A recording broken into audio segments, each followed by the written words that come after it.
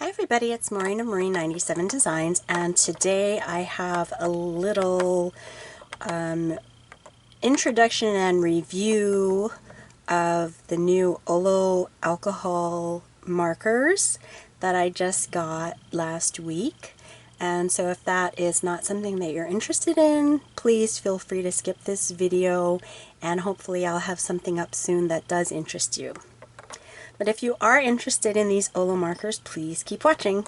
So I'm not going to bore you with all of the differences between the Olo markers and Copics and whatever other alcohol ink markers there are on the market now, except to say a couple of things that I really like that Olo has done differently than the other markers. And one of them is that they actually are sold or can be sold as a half marker, just like that. And this is an actual fully contained marker.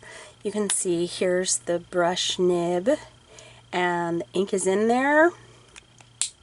And if I wanted to, I could just color like this, or Olo sells this handle, and then this is a connector ring which is threaded on both sides, and you just screw this into your half marker, and then you can screw the other end into the handle, and there you have a full size marker if that's easier for you to hold and color with. But the one thing that I really do like about the system is actually that I can combine different colors together, which means I can have less markers on my desk. So you can see here, this one end is a BG 7.6, and I have combined it with the BG 7.3. And then on this one, I have the BG 7.2 and the BG 7.0. So rather than having 4 full markers on my desk, I only have 2.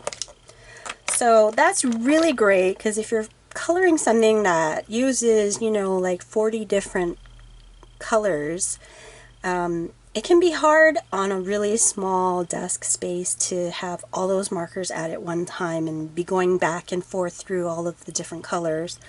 But this way you can cut the number of markers on your desk by half, which is actually kind of a really big deal when you have almost no space to craft in, which I usually do. And I think that other people have this same issue too. So let me just show you a couple of things.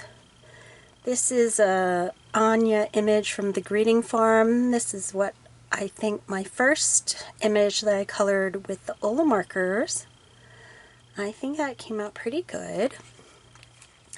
And then my next image was this sprite from Aurora Wings Digital Stamps.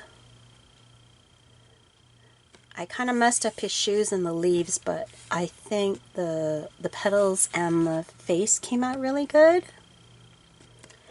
And then another thing I've been doing with them is when I have die cuts, instead of cutting Santa out of red and white and black cardstock, I cut him all out of white cardstock and then colored the different pieces with my Olo markers.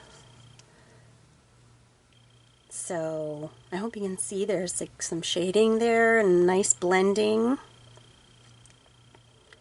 I work on a small scale. I'm a stamper and card maker, and I think coloring small images sometimes can be challenging, but sometimes is actually easier than coloring large images because you don't have as much space to cover.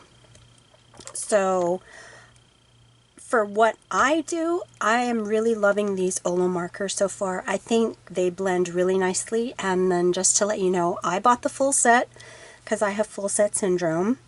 And so there's a lot of colors in there that will blend really well together. And so I have been having a great time coloring, blending with these markers. I think they work really great for my purposes. Depending on what kind of art you do, they might not work as well for you, but just for me, and of course this is my opinion, I think they work really great for coloring in small stamped images and die cuts. So in the future, I'm hoping to have coloring videos up. I used to do Copics, but then I kind of put them on the side and stopped. But this has renewed my love of coloring, so I hope to have some coloring videos up with my Ola markers, and you can see how well they work. But I wanted to show you, just with these 4 colors, I wanted to show you the blending. So let me zoom in a little bit. So starting with the BG 7.6, and I'm feathering the edges to make it just a little bit easier to blend. This is the 7.3.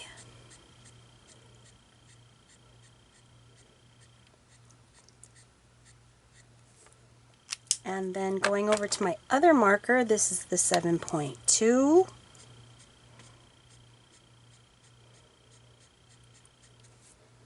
And finally the 7.0.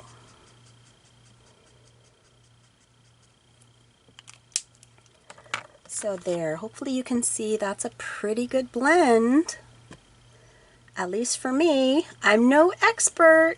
I'm no alcohol ink coloring expert, but it looks good to me. So anyway, like I said, I hope to have some coloring videos for you guys up soon. And if you are interested in that, maybe you would like to hit the subscribe button so that you'll be notified when I put new videos up. So anyway, thanks for watching, and I'll see you next time.